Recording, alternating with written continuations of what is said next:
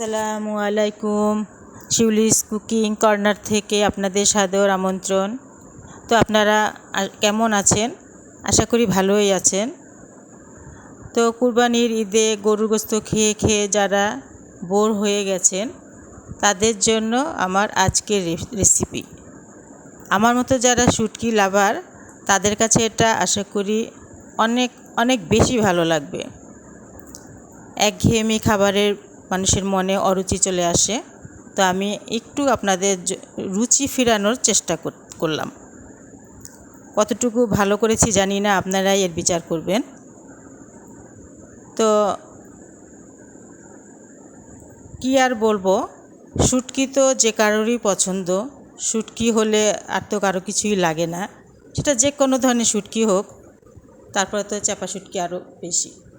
হ্যাঁ, এখন আমি রান্নার মূল পর্বে চলে আসলাম।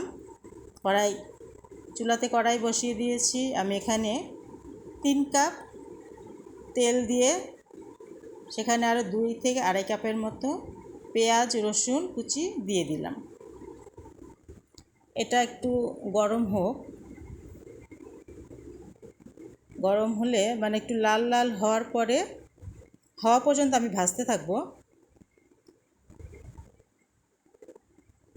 ভাজা হচ্ছে। তো এই পর্যায়ে আমি লবণ, কিছু মশলা কষিয়ে একটু পানি অ্যাড করে দিব। আমার পেঁয়াজটা অলমোস্ট লাল হয়ে গেছে। এ পর্যায়ে আমি লবণ দিয়ে দিলাম। এখন 2 চামচ গুঁড়া হলুদ দিয়ে দিব। মশলাটা যাতে না পুড়ে যায় সেজন্য আমি একটু পানি অ্যাড করে দিলাম।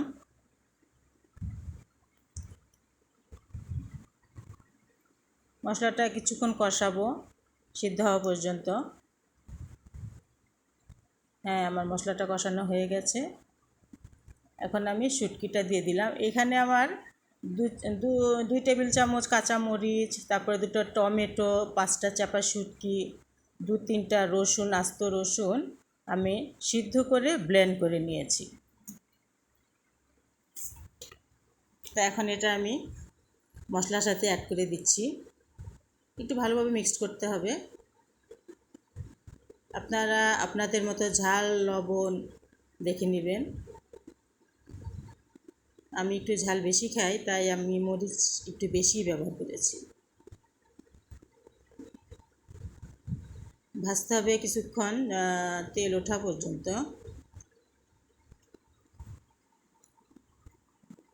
এখন আমি একটু পানি অ্যাড করে দিলাম যাতে নিচে পুড়ে না যায়। আপনারা দেখবেন আমি কিন্তু একই আঁচে রান্নাটা করতেছি, কমানো বাড়ানোর দরকার নেই। একই আঁচে সুন্দরভাবে নেড়ে নেড়ে এটা আমি একদম ভুনা ভুনা করে ফেলবো, যাকে বলে চাপা শুটকির ভুনা। তা আমার আর বেশিক্ষণ সময় লাগবে না, হয়ে যাচ্ছে।